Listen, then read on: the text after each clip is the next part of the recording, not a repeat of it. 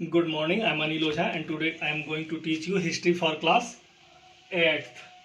Chapter 1st, How, When and Where. Part 2.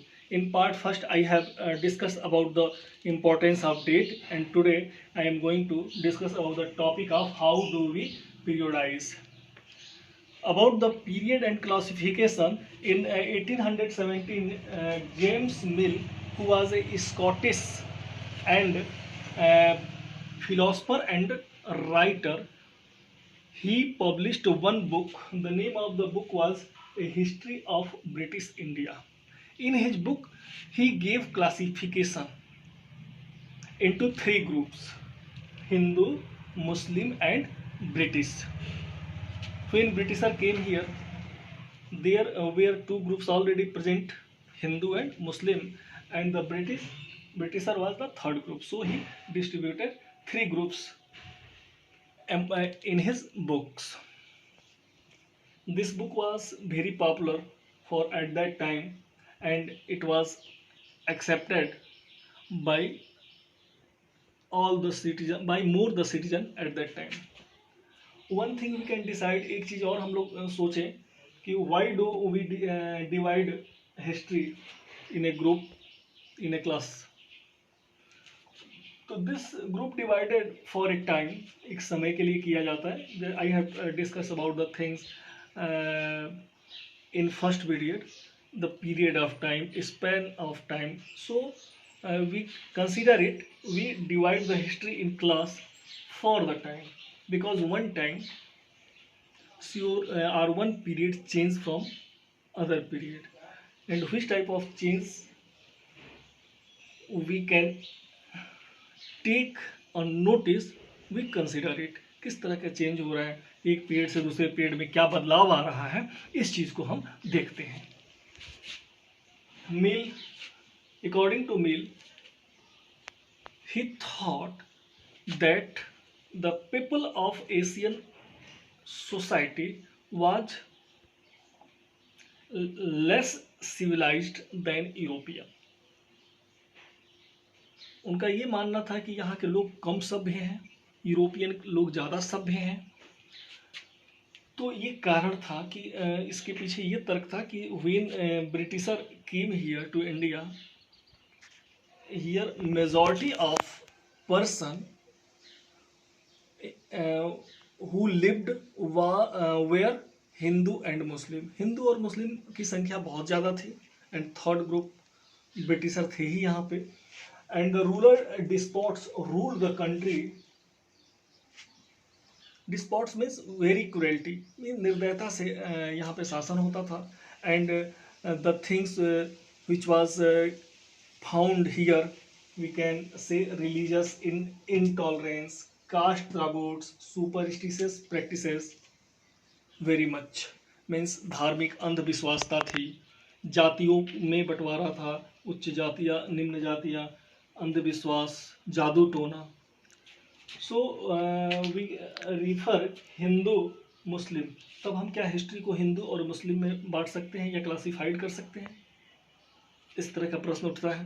तो it is called is only through the religion of the ruler the time. तो अगर हम हिंदू और मुस्लिम में बांट रहे हैं तो यह एक ऐसा समय कहा जाएगा कि रूलर के हिसाब से बंटवारा हो रहा है, जो धार्मिक आधार पर हो रहा है.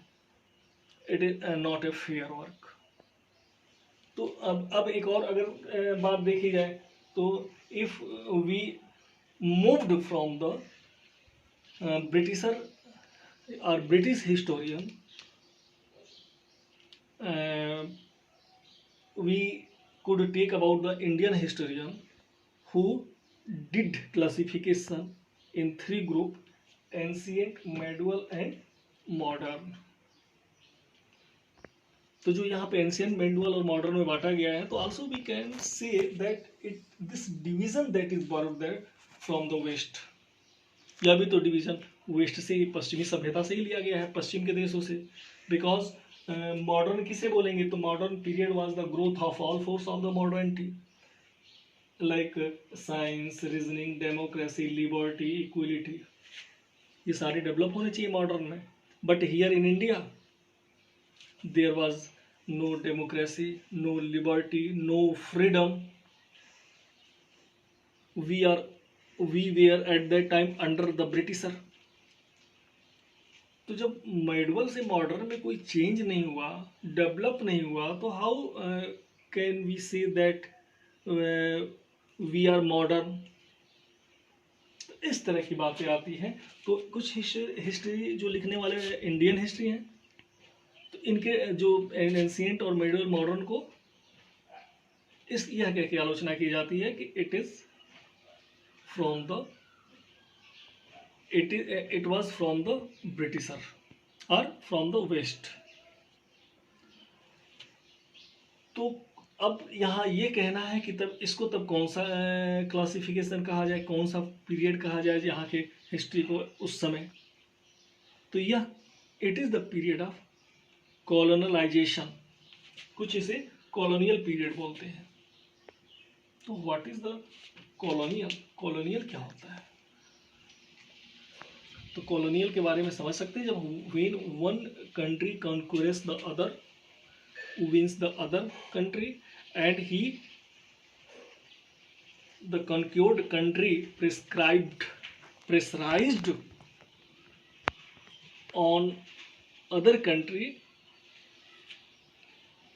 to do every activity according to him. जब कोई देश दूसरे देश पे शासन करता है, उसके सामाजिक, आर्थिक, सांस्कृतिक सभी चीज़ों को अपने अनुसार हैंडल करने का प्रयास करता है या करता है, तो वह जो जिस पे शासन किया जाता है, तो वह रूल्ड कंट्री या शासित कंट्री कॉलोनियल कंट्री कहली जाती है। इसको एक और भाषा में हम इसको, it is very important we can understand when the subjugation of one country by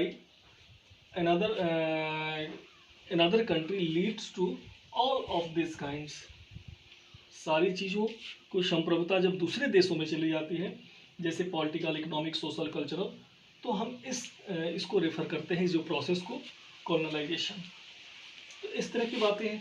तो इसमें क्या होता है कि जो सारे क्लास होते हैं या ग्रुप होते हैं did not experience this changes in the same way. वहाँ सोसाइटी बटी होती है, सबके एक जैसे डेवलप नहीं होते हैं। There are more type of society, we can understand every people did not write the same as the higher society and lower society। तो इस तरह के जो चेंज होते हैं, तब इसको हम क्या बोलेंगे? तो कुछ हिस्ट्री वाले इसको कहा जाता है कि आवर पास्ट, यह हमारा बीता हुआ समय है, उसको उस तरह से क्लासिफिकेशन नहीं किया जाए। This things has written about the our past. Past नहीं कहा जा रहा है, पास्ट्स कहा जा रहा है, it is the plural, means हमारी बीती हुई सारी चीजें। Okay, next topic we can understand about the administration produces record. Administration produces record means जो प्रशासनिक व्यवस्था है उसे रिकॉर्ड रखने की आवश्यकता पड़ी। The British believed that the act of writing was very important. जो राइटिंग लिखी जा रही है उसको तैयार किया जा रहा है, तो it should be preserved in archives or museum, so that the coming generation or coming new people, they could learn, understand about the policies, decision, instruction। तो ये रिकॉर्ड क्यों रखा गया? तो इसमें ब्रिटिश का ये था कि जो हमारे डिसीजन, जो पॉलिसियाँ हो रही हैं उसमें तैयार हों, उसको रिटन होना चाहिए और इसे सुरक्षित रखा जाना चाहिए। बट इसको कहाँ रखा जाए? तो इसके लिए व्यवस्था की गई कि it could be put on tehsildar court, collectorate court, commissioner court, provincial offices, lower court, इन सब में इसको रखा जा सकता है। Also at that time the calligrapher are very important. What is the calligrapher? तो जो सुंदर लिखावट जिनकी होती है उसको कैलीग्राफर बोलते हैं। तो सुंदर तरीके से लिख कर उस रिकॉर्ड को रखा जाता था। When the after some time when the printing press was developed, by the printing press the every book